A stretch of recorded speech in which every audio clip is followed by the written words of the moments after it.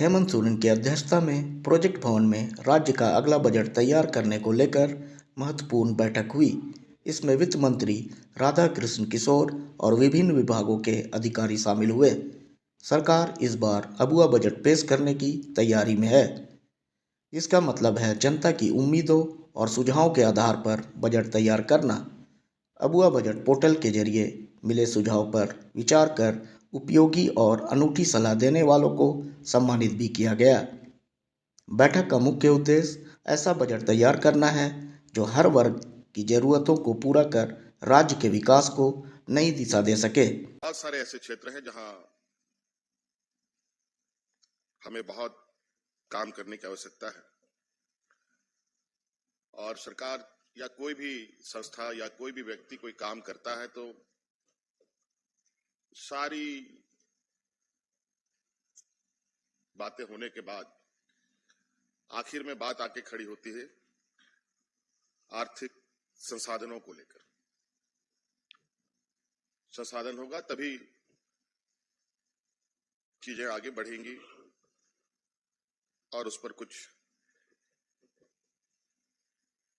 बड़ी सोच की परिकल्पना भी की जा सकती है। आप सबको मालूम है देश के अंदर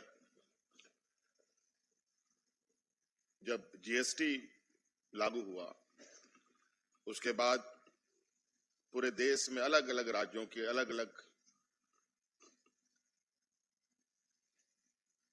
आर्थिक संसाधनों के जुटान को लेकर किसी के लिए ये अच्छा हुआ, किसी के लिए खराब भी हुआ। केंद्र सरकार ने इसके लिए एक निर्धारित समय तक कंपनसेशन देने का भी काम किया। अब वो भी वक्त खत्म हो चुका है। अब मोटा मोटी पूर्णतया से अब सभी राज्यों को अपने पैरों पर खड़ा होना है।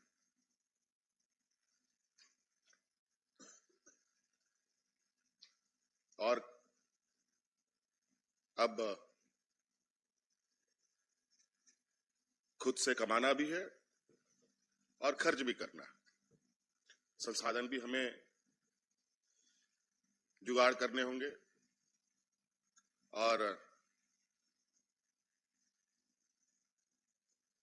आवश्यकता अनुसार राज्य के अंदर चाहे वो शिक्षा हो, स्वास्थ्य हो, सामाजिक सुरक्षा हो, बिजली हो, पानी हो, सड़क हो, इत्यादि सभी चीजों पर खर्च करने पड़ेंगे।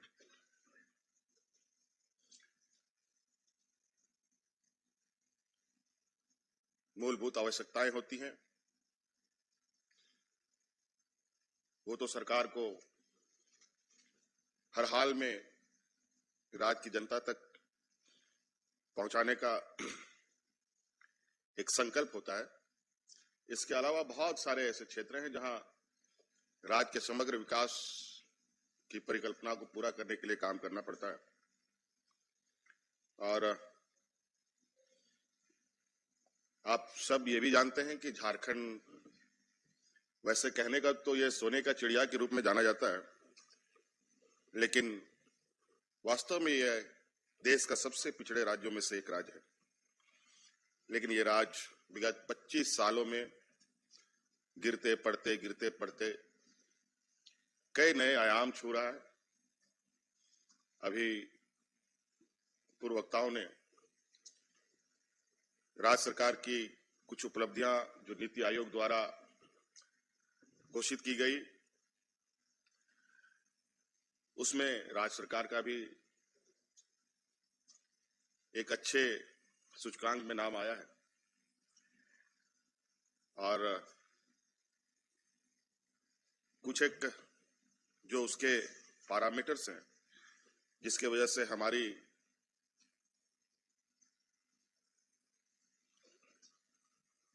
जो स्थिति ऊपर खर्च होता है उसका आउटकम क्या है, कितने लोग आर्थिक रूप से मजबूत हुए हैं, योजनाओं का लाभ कितने लोगों को मिला और लाभान्वित की आर्थिक स्थिति में मजबूती आई या नहीं आई, इसके लिए एक समीक्षा की आवश्यकता है। जो पैसा सरकार खर्च कर रही है उसका उपयोग कितना हुआ है, वो आम जन उससे कितना लाभान्वित हुए हैं, इसके लिए समीक्षा करने की आवश्यकता है। जबकि दुर्भाग्य की बात यह है कि हेमंत सोरेन जी के पूर्व की सरकार में अभी तक इस बात की व्यवस्था नहीं हुई थी कि योजना मद में जो पैसे खर्च हुए हैं उससे कितनी परिसंपत्तियां अर्जित की गई। ये बहुत ही दुर्भाग्य की बात है। लेकिन अब जो व्यवस्था हो रही है उसमें ये बात तय किया गया है कि जो पैसा हम दे रहे हैं स्कीम के ऊपर, उससे कितने लोगों को लाभ मिला है और उनकी आर्थिक दशा कितनी मजबूत हुई। सर, इस संगोष्ठी में क्या फोकस किया जाए, मतलब कृषि में किस पर ज्यादा बजट का? देखिए, 3-4 विषय हमारे लिए प्राथमिकता है। हम लोगों ने कहा, एक बात हम लोगों ने जो कहा है, मैंने कहा है कि सिस्टम, जो पॉलिटिकल सिस्टम काम करता है डेमोक्रेटिक पार्लियामेंट में, वो ये है कि जनता ही हमारे लिए अधिनायक है और जनता ही भाग्य विधाता है। हेमंत सोरेन की सरकार इसी परिभाषा को सामने रख करके कि जनता ही वो माध्यम है जिसके कारण सरकार बनती है, कार्यपालिका का गठन होता है, इसलिए हमारा कमिटमेंट होना चाहिए जनता के प्रति। तो फोकस ये रखा गया है कि हम ग्रामीण अर्थव्यवस्था को मजबूत करने के लिए एग्रीकल्चर सेक्टर में काम करें। एजुकेशन, जब हम बेहतर जीवन की बात करते हैं तो बिना शिक्षा का वो संभव नहीं होता है। तो प्राइमरी, मिडिल